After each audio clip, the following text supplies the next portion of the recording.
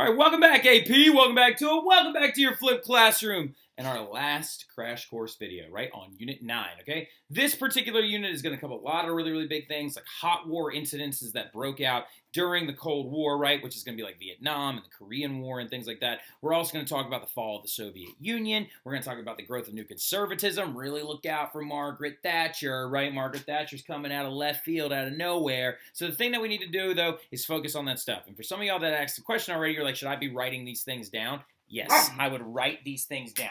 Write this stuff down so you can cement it into your brain a little bit and so you can actually properly respond to questions from Unit 9, right, when they pop up on the AP test, okay? But go ahead and watch this crash course real quick. It's our very, very last flip together, and I'll see y'all in a second.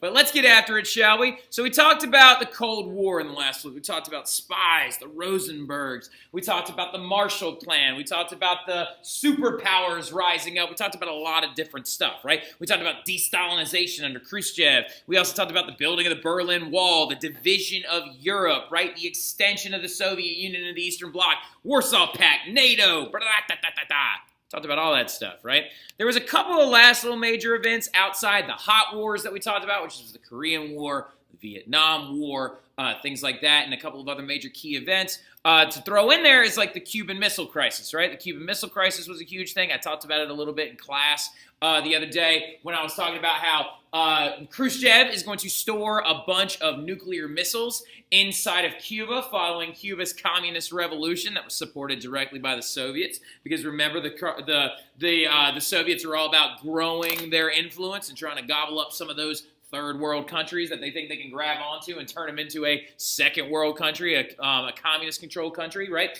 And so Fidel Castro agrees to allow Nikita Khrushchev to store nuclear armaments inside of Cuba. And why is that scary for the Americans? Because Cuba is only 90 miles off the coast of Florida, which means that Cuba would put them within nuclear ballistic striking distance of major targets inside of the United States. One of them actually might end up becoming a state. One of them was Washington, D.C. Now, also going forward, though, and they did this because the Americans had missiles stored in Turkey, which is very close to southern Russia, and it meant Russian targets would have been in range of those nuclear weapons, right? So this whole thing's going to end up coming down to a big blockade, a big standoff, and a very, very close roll-up to almost being a hot war from this Cold War between the United States and Russia, right? But what ends up happening is the United States moves their missiles out of Turkey, the Soviets move their missiles out of Cuba, and things going back to being very frosty, right? There was also the space race, right? Space race was discussed by Angelina Murphy in class as well. The Russians got Sputnik up there, and a dog, and a guy, and his name was Yuri Gaganovich, or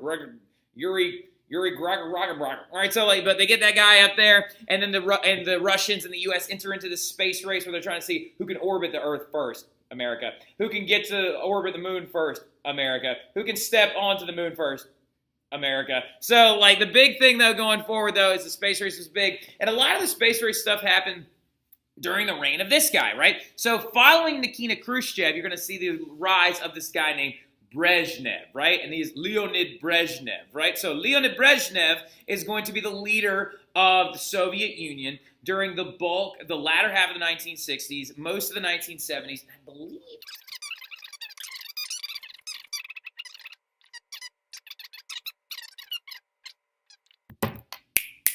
so Brezhnev is going to be the second to last leader, major premier of the Soviet Union. A couple other guys were kind of peppered in there between him and this guy named Mikhail Gorbachev. But Brezhnev was a big guy because he actually continued the de-Stalinization programs of Khrushchev, continued the destruction of the personality cult. However, he also adopts that Brezhnev doctrine that we started talking about in the last flip as well. Whereas the Truman doctrine was we will intervene to stop the spread of communism. The Brezhnev doctrine was we will intervene to stop the uprising of social or protest movements that go against our socialist understandings of the world. For example, Brezhnev was in power when the Prague Spring was put down, I believe. Brezhnev was in power whenever the quelling of the Chechenian crisis comes up. Actually, that might have been Gorbachev that was in charge of that one. All right, so now look. But the big thing about it, though, is while all this dissension and scary stuff is bubbling up in the East, you also had some major trends going on in Western Europe during this time period. And one of them includes second wave feminism, right? So I know some of you are like, yeah, let's go. Now look, so check this out though. So first wave feminism, if there's a second wave, there's got to be a first wave, right? So let's delineate the difference between first wave feminism and second wave feminism, right? First wave feminism focused on political rights and suffrage, right? It focused on the ideas behind, it focused on the ideas that were put forward in World War I. It focused on the concepts of like, hey, we want suffrage. Hey, we want the right to vote. We believe that the rights to vote will actually grow a woman's influence in society, place female leaders in power, and will begin to lead to social and economic changes, right? And these things did happen in the sense of suffrage began to roll out through many countries, right? And the roots of the women's suffrage movement in the first wave goes all the way back to the late 1800s with the changing of the family, the more involved, like, woman that is now working a job and getting out of, like, this entire traditional role. And a lot of that is going to be because of the laboring women of the labor aristocracy and the lower classes, as well as lower middle class laboring women, right? Now, women's suffrage is going to catch on almost immediately after World War I. Britain's going to do it in 1917. Sort of. Britain did it for women over 30, whereas men in Britain could vote at 21, which was really stupid. But still, the United States is going to do it in 1919. Germany and Austria are going to do it in 1918. And the rest of the West is going to follow, except for France. France didn't legalize women to vote until 1945. How weird is that? So, like, and also just like, dude, like, 30 years late? Come on now. Like, so now, anyway, but big thing, though, is that things didn't change. Things didn't change as much as the women wanted to, right? They didn't change as much as women were still heavily excluded from certain things. Economic and social status didn't change as much as they wanted it to with the adoption of voting. So second wave feminism comes out following World War II. That focuses on enhancing the political and social power of women. It focuses on the idea of creating a smaller gap in wage earning. It focuses on the idea of getting women involved in professions like law, academia, medicine, because many of them were still heavily excluded from those fields, right? And with second wave feminism, you're going to see some second wave feminist figures pop up, including Simone de Beauvoir, right? Simone de Beauvoir wrote a very famous book known as The Second Sex, right? She's kind of the opposite, or not the opposite, but she's the contemporary, the European contemporary, so like your Betty Friedan's, right? So who wrote The Feminine Mystique that you'll talk about next year in APUS. Now, the interesting thing, though, Simone de Beauvoir wrote The Second Sex basically saying that women are the secondary sex as viewed by society. Women are being viewed as this, like, later sex, this lesser than, and things like that. And this text, this book, was considered a very, very eye-opening tone for a lot of people. So women began to stand up for their rights and try to insert themselves more into society and try to close those economic barriers, right? Well, no, to get rid of those economic barriers, right? And so you're going to see some major effects pop up in Western Europe following second wave feminism. You're going to see a rise in divorce rates because women are going to begin to choose to remove themselves from chaotic relationships, chaotic homes, and actually exit the home and also be able to be in power of their own identity. You're going to see a rise in birth control, right, where women are going to actually begin to start choosing when they want to have a family. You're also going to see a rise in female leaders that are going to start popping up. And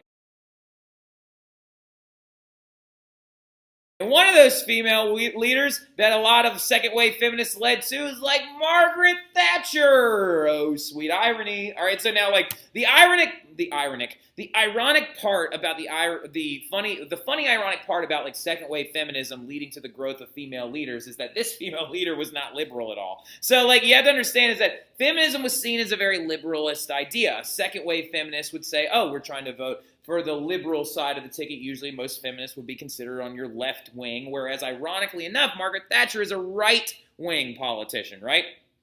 Thatcher was a conservative prime minister and a leader of the Conservative Party in Great Britain. For any of y'all that watch The Crown, she's a very, very big figure in some of the later seasons, and this is actually her with the Queen of England right there. But this is what she actually looked like in real life. She had a very raspy voice, and she talked like this, and she would give these intense press conferences saying that people needed to pull themselves up by their bootstraps and get after it and blah, blah, blah, blah, blah. And she also was considered the Iron Lady, is what a lot of people refer to her as, Margaret Thatcher, right? So, and she was in charge from about 1979 to 1990, and it's just kind of an interesting juxtaposition to be like, hey, you're going to see the rise of female leaders, but one of the most prominent female leaders in European history was actually really conservative. And so now don't get that confused, though, okay? Don't get that too confused, but you are going to see also a rise and this idea of Thatcherism, right? And Thatcherism is going to kind of redefine what a conservative is in Western Europe, right, post-World War II.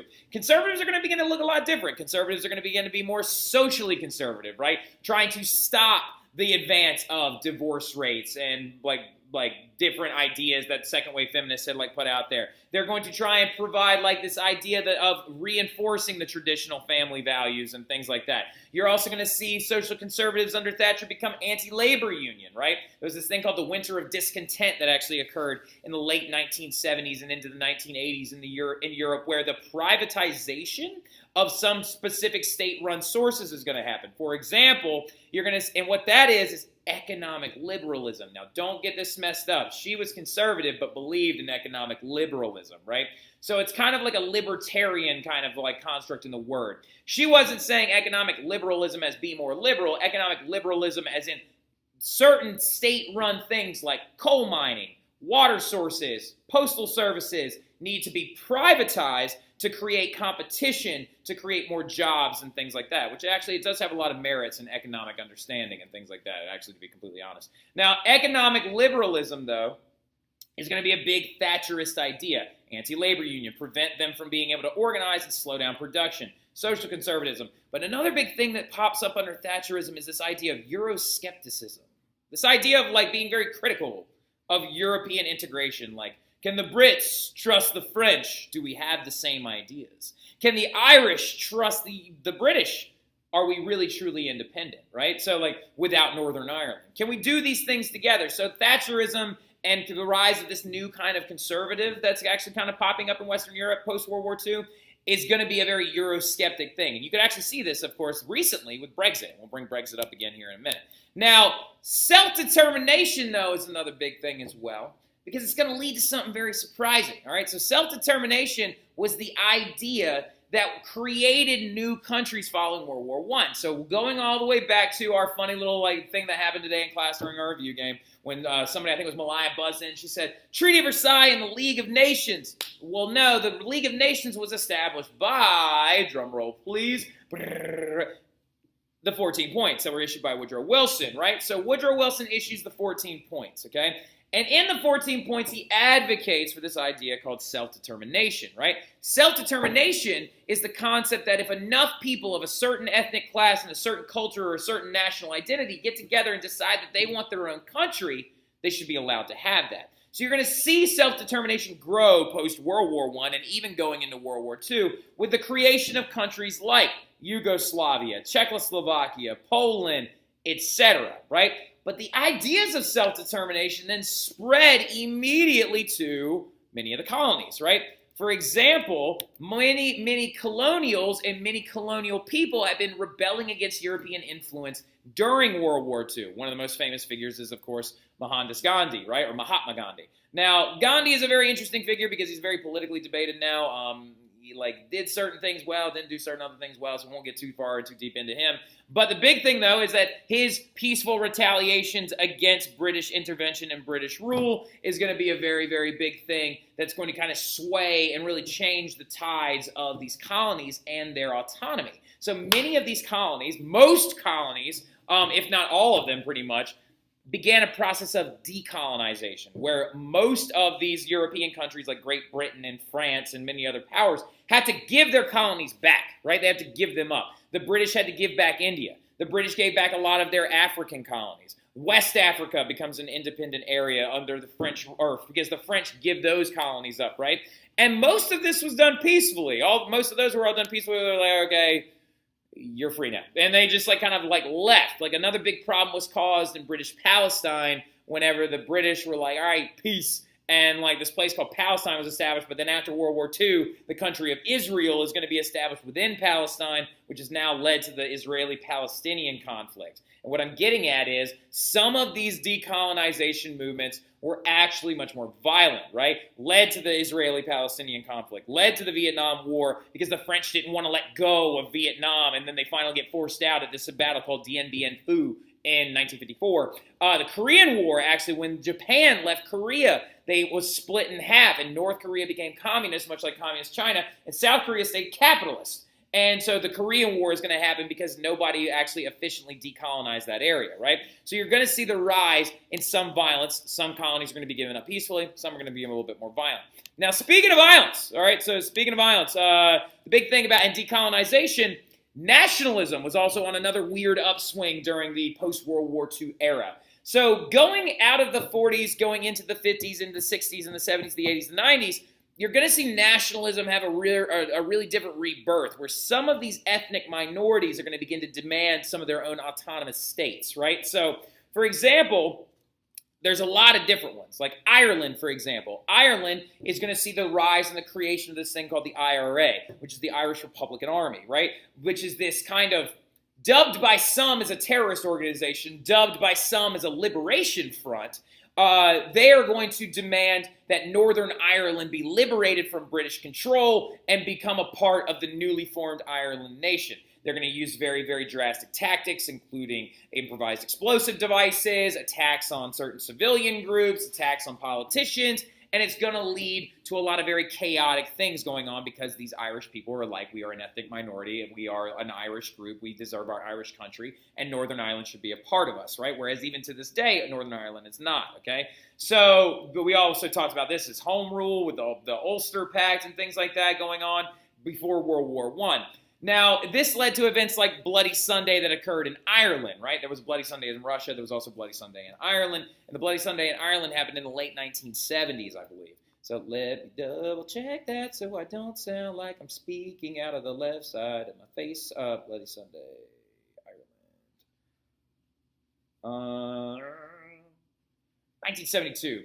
Man, I thought it was 1979. Now, anyway, but in 1972, a lot of people showed up to protest imprisonment without cause, and the British forces are going to open fire on them, killing a number of civilians, right? So minorities in Yugoslavia are going to also begin to demand their autonomous states because there are groups like, for example, Bosnian Muslims that did not feel supported by the new Yugoslavic state, and that's going to lead to a very terrifying thing known as ethnic cleansing. So you saw a lot of anti-nationalist violence on people as well, and the country of Yugoslavia doesn't even exist anymore because in the 1990s it broke apart, right? So into the countries you now know of, Albania, Montenegro, Kosovo, Serbia, Bosnia, and Croatia, right? So now, also, you're going to see the Chechenian crisis, where the Chechenians, which are a mostly Muslim minority that existed in southern Russia, demanded to become autonomous and demanded to become a free country, but the Russians came in and suppressed that uprising with violence, right? So the demands of some of these ethnic minorities to have their own autonomous countries will be suppressed violently, and the big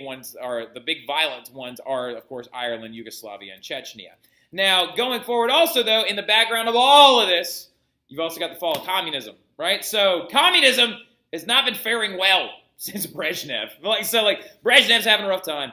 The big thing, though, is that the fall of communism coincides with a very important figure. It coincides with the election and appointment of the last premier, well, not technically the last premier, but like the last major premier of the USSR, Mikhail Gorbachev, right? Or Gorbachev. Gorbachev is how Reagan said it all the time. This is Mikhail Gorbachev, and it's always been a running joke that his birthmark looks like Russia. It kind of does, actually, if you zoom in a little bit. Like, this looks like the Siberian area of Russia, and looks like it's going back that way. Now, anyway, but Mikhail Gorbachev did a very, very large attempt to try and make Russia a more liberal and real-world leaning state, which led to the destruction of the Soviet Union.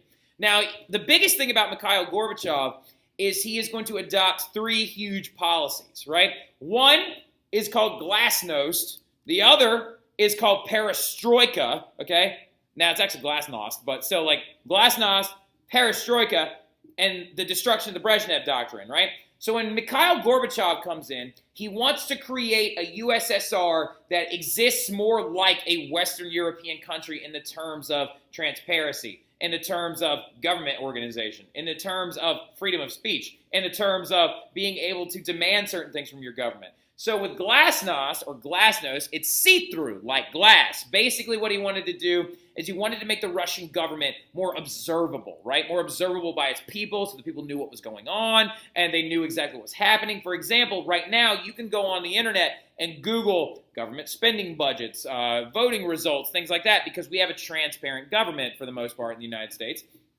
And that's a see-through thing. That's what Mikhail Gorbachev wanted to establish, is a government that was open. And then also with perestroika, he wanted to create a new structure, right? Structure. He wanted to create a new structure that would integrate more capitalist ideas. He wanted to actually allow people to criticize their government and also restructure the government to have different houses and different voting practices, right?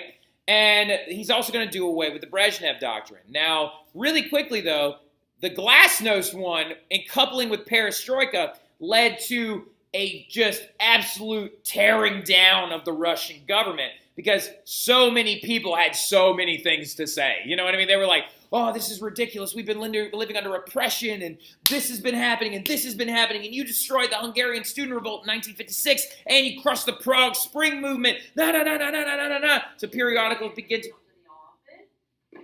begin to lash out at all these different ideas. And so, with that, with the criticism of the government and things like that, the Soviet Union begins to fall to pieces. One of the biggest evidence of this was the fall of this bad boy. This is a very, very famous quote from the President Ronald Reagan, and it went a little something like this. Secretary Gorbachev, if you seek peace, if you seek prosperity for the Soviet Union and Eastern Europe, if you seek liberalization, come here to this gate. Mr. Gorbachev, open this gate.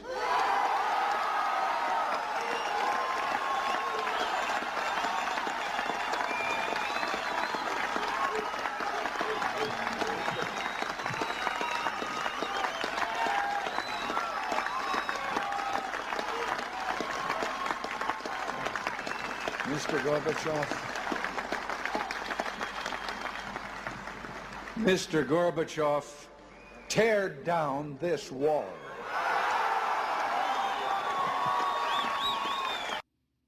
Exactly, right? Because by doing away with the Brezhnev Doctrine was the thing that said, if any social liberation movement tries to pop up and go against the socialist ideas of the USSR, it will be crushed with force.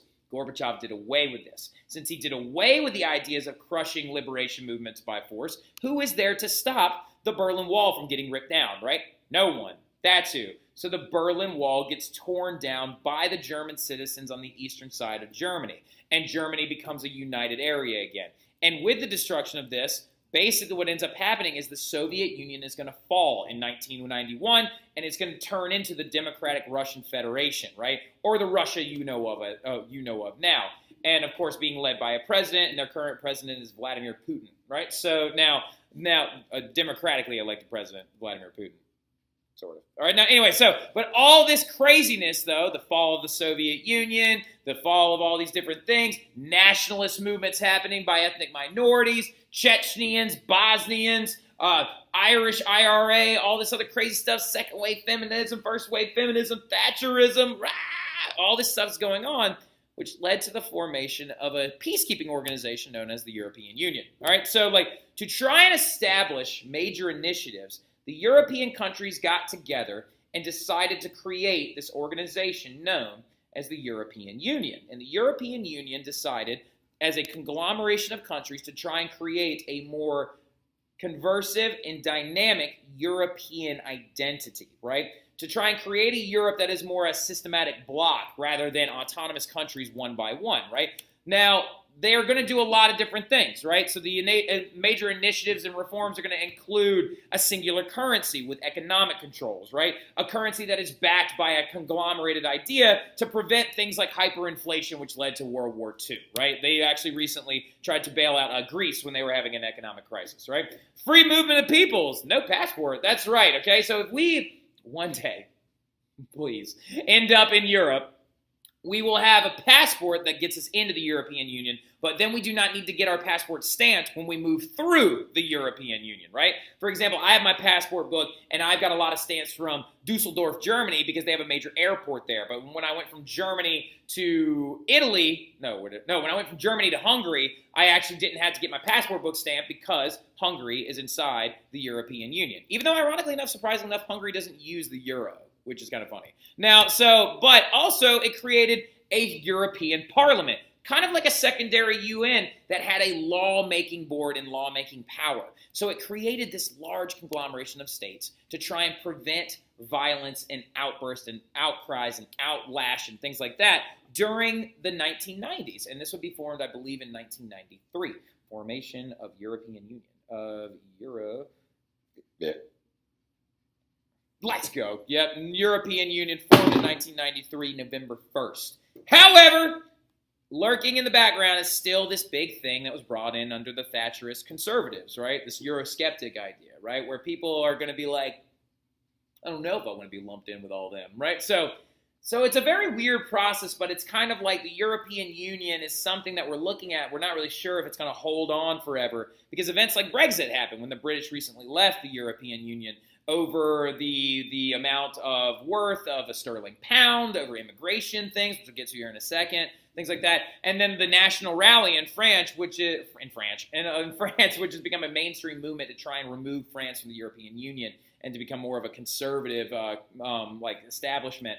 Which is a lot of really weird things, but it's like where the European Union grew and was created, and it's not even 20 years, or it's not even 30 years old yet. You know what I mean? It's like the European Union's younger than me. All right, so the ideas of Euroscepticism are kind of growing right along with it. So it's important to kind of keep that in the back of your mind. And then last but not least, before I send you over that Tom Ritchie video, migration and immigration. So something you need to know is that in the late 1800s, there was a massive amount of immigration from Europe. Huge number of people left Europe and immigrated to places like South America. Massive amount of Italians left Italy, went to places like South America, Central America, and the United States following their unification movement in 1861. And so when they do this and why they do this is because of the division, economically speaking, between the rural southern Italy area and the prominent industrial northern sector of Italy. Many of them left and ran out and moved to places where they believed they would become more economically advantageous. You also had a lot of Irish people who left the UK following the potato famine and immigrated to the United States. Of course, this is the very stereotypical image of the immigrant family pointing towards the Statue of Liberty and their immigration movement to the United States. There's going to be a huge boom in immigration into the United States during the late 1800s, and European migrants are going to begin to seek new homes. 55 million people left Europe in the late 1800s leading up to World War I. It's something you need to store in the back of your mind because it's something we never went over, but it is a very, very prominent theme that happened in the late 1800s. But the modern era issue is not that immigration is going on, it's immigration. People are now coming in. Many European countries are experiencing a massive influx of immigrants from places like Syria, Africa, Asia, Asia Minor, and other areas like that. And so what's happening is Europe is having to decide country to country, along with these Eurosceptic ideas, along with the fact that they're now a giant European Union, of how they want to deal with them. Some countries have thrown their doors open. Many of these countries include places like Germany, for example. They're handling it very differently. Germany has thrown its doors open to Syrian refugees and people fleeing the Syrian conflict, which has led to some violent outcries from some of these Eurosceptics and some hardliners that believe that immigrants shouldn't be allowed into their countries, which is ridiculous. But now, anyway, so many countries choose to handle that differently. This added fuel to that Eurosceptic fire. And it's becoming a very, very, very debated issue going on in Europe to this day. And a lot of it includes refugees. How much are they like where they came from, and are they truly what our country is now, et cetera, et cetera, et cetera. Italy's experiencing a massive amount of African immigration. A lot of different areas are actually experiencing a lot of different things going on. But that is where we're going to stop.